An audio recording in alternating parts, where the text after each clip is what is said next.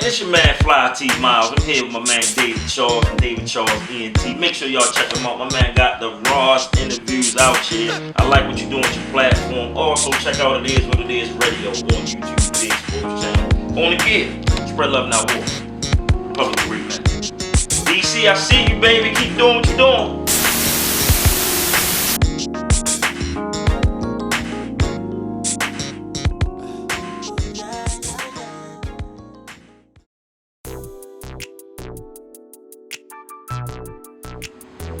What's up, beautiful people?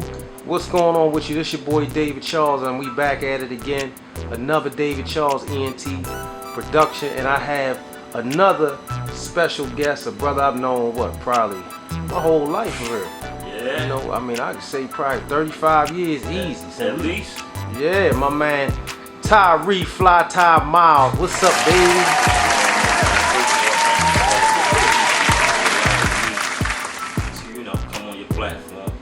Absolutely, man. You also allowed me to come on It Is What It Is, which is one of the hottest podcasts in the city. So it was only right that I had you back on. Yes, sir. Let's jump right into that, like straight up. First thing, how long you been doing It Is What It Is, CB? I've been doing It Is What It Is radio for close to about 3 years. Funny story though about that. Mm-hmm. I started writing. Mm-hmm. And I caught the attention of some people in Ohio, so I started writing for their blogs. Mm-hmm. And I get a DM from Arts Exchange radio show, which is on the Big Exposed platform. So I went, had my interview with them, mm-hmm. and the guy asked me, he said, would you be interested in radio? I see something in you. I said, let me get back to you on that, because me, I do what I do, but radio wasn't really on my plate or wasn't on my mind. So I sat and thought about some things. I was like, hold up. I thought about some rappers I knew, Young Sack, from Park Heights. Yeah. Let me grab him. Okay. Me and my brother, my brother actually started a clothing line while he was in prison. Once he came home, we got that running. So one of the young ladies that put us on our first fashion show was Tamika. Grabbed her. Big shout out to Tamika. Big shout out to Tamika. Yep. She has a fashion show August 10th at the Cultural Arts Center. Okay. Scenes of Sexy. That's soon. That's pretty soon. That's Friday. Okay. Saturday, yeah. So I grabbed her and I grabbed a cousin. I was just thinking about people that could really, use this platform to get out what they're doing, not really worrying about what I had to offer. So I'm a people person, so I grabbed them up. Shout out to Lenny also, another rapper. Yeah. We started back in August of 2016. Okay. Yeah. Okay, so just to kind of go back and kind of give people a little history. We both 1-5 alumni. We both grew up in the Park Heights area. So let's kind of talk about just kind of the background of Tyree Miles. Give me a little information about who you were before you got to the level. It is what it is. Like some of the things that you went through in the 1-5. Oh man, I'm gonna say this first. Love my 1-5 people. I saw a lot, man. Been through a lot. Saw my first murder on Rogers Avenue when I was 8. That kind of changed the dynamics and stuff. That kind of shook me up. But growing up around there, it was tightly knit. You, me, a couple of us. I did mainly kid stuff. Started selling drugs at a young age, for a minute. Right. Got out of that. I met some scammers. Okay. And once I saw that scammer money, yeah, I wasn't trying to stand on the corner no more. And I started dealing with like checks, counterfeit money, stuff like that. Oh, okay. That's it. I played basketball growing up, all sports, football. Yeah. That's basically it. Just, loving life growing up and being a kid. But I had to kind of grow up quicker. But because people fail to I can remember, I know Park Heights, we always kind of had a bad rap in the city.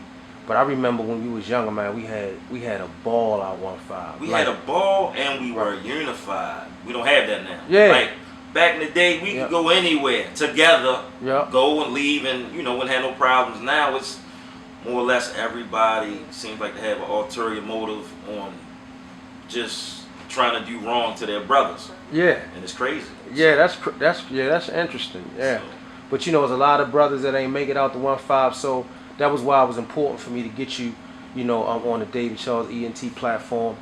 because you're one of the brothers that has transcended it, and I've been able to watch grow. Appreciate you. You know, over the years, you know, it's still it's a lot of us out there that's doing some great things. You know, hopefully be able to grab everybody eventually and get them to kind of tell their story, because I think it's important. Just like you give us the platform on It Is What It Is. Yes. You know, I feel like it's important for me to do the same.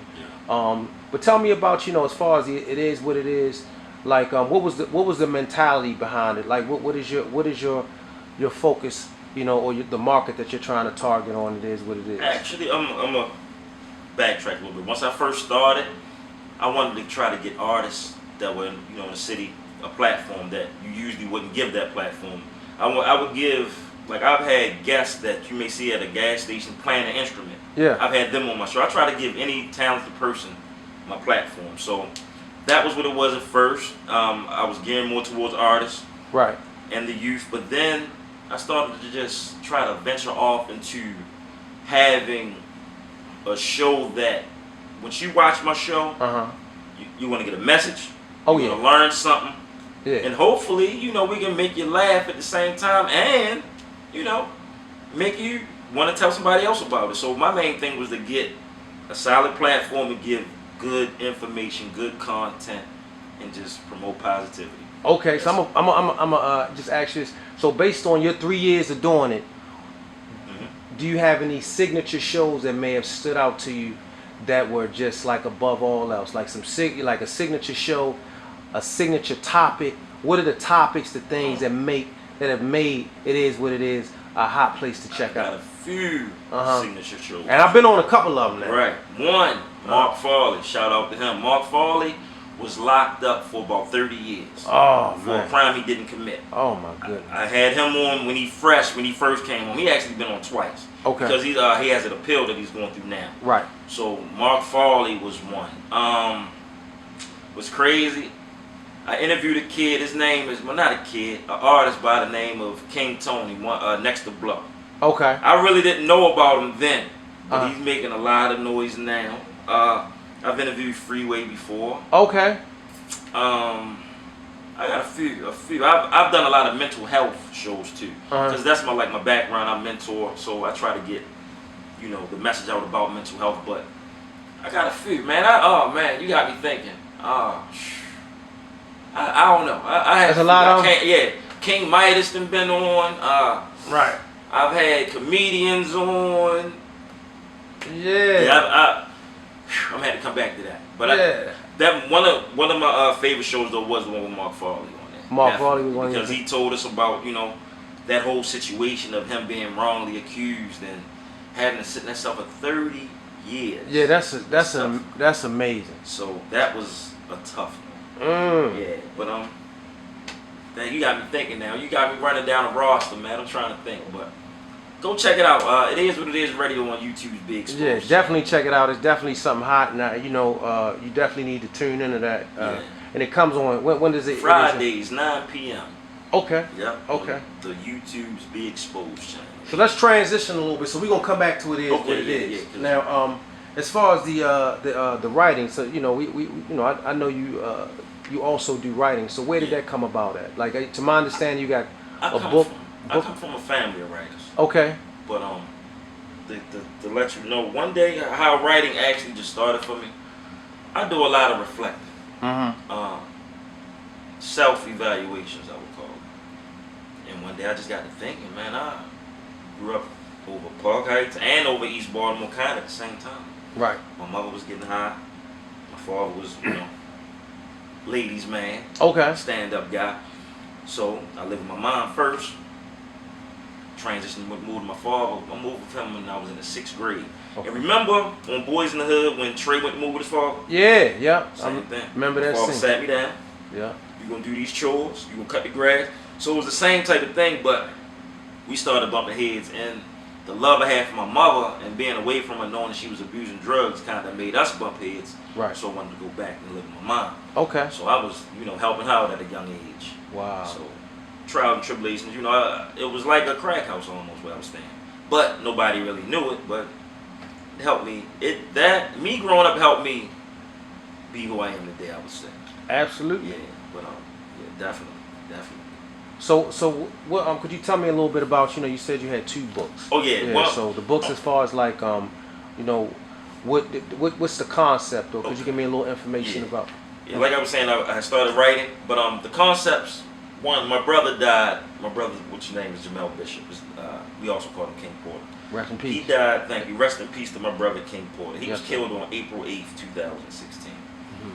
So I got a book called Chronicles of King Porter, which is roughly about his life growing up. Things we've done together, things we saw. Yeah. And also I'm working on something called Mr. Right Now. Okay. Mr. Right Now was kind of personal. That sounds a little juicy. Look, I had the same phone number for a minute, right? Right, And we okay. didn't even say phone number, Facebook, all of that. Right. I would get these calls from women I ain't talked to in forever. Oh, what? And they would call, they might hit you with the little, how you been? That ain't what they want. They're Right. trying to get hit. Okay. And they trying to get hit right now. So Okay. I thought about Mr. Right Now, and it's crazy because I was getting these calls like women I wouldn't talk to forever. Oh, wow. How you doing? Okay. I'm fine. What you doing? Trying to see me? And Okay. it just happened so much to me. I was like, I gotta write about that. Yeah, that's So, interesting. It's something different. Yeah. And I'm thinking people can relate. So it's coming, man. It's coming. So they give you that random phone call Random. out of the blue to get Make me tightened feel up. like a piece of meat, man. Oh, okay. It's all good. Some of us don't mind, but it's all. But that's interesting though. Yeah. So when should we be expecting the first book? I'm hoping. I'm trying to be done by October. Okay. I've been working on it for a while, and I cap it off, say I'm finished. But then I might go to sleep and think about something and want to go back in. So I'm treating it like my first baby. You want to be sure, right? And you want to bring out the right product. So right. It's like I'm happy with it, but then I can always add. So I might need somebody just to help me say, look, all right, cut it off. Okay. So you don't really have a timeline. No, I'm hoping by October though. Okay. We're gonna shoot for October. We're gonna speak that into existence. October. Okay. Definitely. So since let's go back to it is what it is, right? Yeah. So we done been rocking for a long time. So Right. I gotta try to bring something juicy about you. So Okay. based on this, so we talked about your favorite shows and your favorite guests. Mm-hmm. Now, can you give me an exclusive? Did you have a guest that you did not like interviewing? Is that? Yeah, I wish I knew his name. Oh, you don't know his name? No, I don't. Okay. But I'm gonna give you all right. I don't know who this guy. I don't know his name. But anyway, I got a call from a manager who wanted his artist to come on the show. So we scheduled the show for that Friday. I told him to be there at 9 p.m.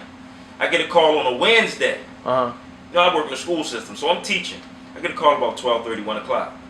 Yeah, the interview today at 5, right? No. I could have swore you. This is a manager. I could have swore you told me it was at 5. No, I didn't, sir. I've been doing radio for a little while, and my show has been at 9 o'clock on Fridays since I've been doing it. Every day, every Friday. Every day. So every Friday. So I get a call that Friday. He stuck on this 5 p.m. thing. So this is a manager's, artist's manager with the wrong information. So that's a turn off for one. So I told him no, it was at 9. He wound up coming at 9. He said, he introduced me to his artist. His artist wanted to promote his single. Every artist that comes on my show usually will freestyle, or they might say something written. I've had Box Check Mart. I've had a few, local rappers on that don't have no problem, spitting their bars, whatever. So this dude didn't want to say nothing. He just wanted to have a regular interview, but his manager said he wanted to promote the single. So I'm like, look, you don't have to freestyle. Say something from your single. Right. So people can hear it, and it was like pulling teeth. Wouldn't give you nothing. But he wound up doing it after I sat him down and talked to him. And the crazy thing was, it was on air while we were talking. We thought we had went to a break, but we were on air, and I was telling him, I had to tell the manager, first of all, man, you are in control of that man's career. Yes, sir. You have to have all your information correct, down to the T. Exactly. You called me on two separate occasions with wrong information, but you wanted to lie and make it seem like I told you something that I didn't tell you. Right. So we had our talk. Little 19-year-old kid. Shouts out to both of y'all. I don't remember your names, but shouts out to y'all. But after we had that talk, I mean, I don't know if he listened or not, but I was just trying to tell him the importance of being able to plan for your artist because you're not doing it right. Yeah. So as far as that was the worst one. That was I could by imagine. far. It sounded like it was a lot. Yeah. So as far as the topics, I mean, you've been doing this for 3 years. Mm-hmm. What are the subject matters of the topics that get the most responses? Is it, you know what I'm saying, like the juice, like? I'm gonna say something, and it kind of bothers me. Okay, let's talk about it. All right, if I have like my highest show to date may have about 8,000 views. Okay. And that's about sex, which is fine. But I've had powerful shows where I've had mentors on. Right. I had a mentor cry. He lost his son not too long ago. He was talking about the situation. He broke down on air. That was a powerful show. But I've had powerful shows about mental illness, about child abuse, child support. I've had many other interesting shows, but everybody gravitates towards the sex, and it's cool, but come on, we gotta open our mind. Yeah, you're right. I mean, it's it seems that conscious concepts or topics where people are giving information that's important, people tend to kind of shy away. Yeah. Me being an artist, I think a lot of my political or conscious pieces, get overlooked versus the pieces of violence and things of that nature. So that's kind of an interesting, concept that people, they gravitate towards. Like, I mean, sex is sex. So at the end of the day, to some extent, you can kind of understand why when you have conversations about sex, people want to chime in. Right. But when it's important information that you would need, people seem less interested, which to me is interesting. But yeah, I mean, I know you've been doing this thing for a minute, and I want you to continue to keep thriving and doing what you do. Now, as far as the clothing line, where can we see the where can we see the clothing line at? You can go to YouTube. I'm tripping. I'm sorry. You can go to www.republicofgreatmenapparel/bigcartel.com to find the clothes. You got it. Or you can go to Instagram, Republic of Great Men Apparel, or Be More Young Prince on Instagram, or myself, Fly T Miles. Oh, so you got that thing on? Got that thing on lock? Yeah, we trying to do what we do, man. I hear that, Definitely man. Trying. And for the people, the clothing line is called Republic of Great Men. Right. Great Men stands for God reveals everything, and time manifests excellence naturally. And the Republic represents the people. But thing is, a lot of supporters were like, why is it Great Men? So we cut the Great Men and we shortened it to Republic, but it does mean something. Right. We have bylaws that I can email you and all of that. So it stands for something. And that's dope. And if someone wants to be a part of the It Is What It Is radio show or podcast, what's the best way to get in contact with you? Reach out to me on Facebook, Tyree Miles, or Instagram, Fly T Miles, FLYTMILES, or you can leave a message on the YouTube or the Facebook page. The Facebook page, YouTube page, or the Instagram page. It Is What It Is radio. It is what it is. You heard it here. Now I want to thank my man Ty for coming out. I mean, it's always a blessing. Continue success. Keep doing what you do, big bro. It was definitely an honor to have you on board, man. And we gonna keep repping. You take care, bro. Thank you, man. Thank you for having me. Tune into It Is What It Is radio on YouTube's Big Exposed channel. By the again, spread love, not war. Republic of Great Men, the love movement. Hope to see y'all soon. More positivity, man. Love you, brother.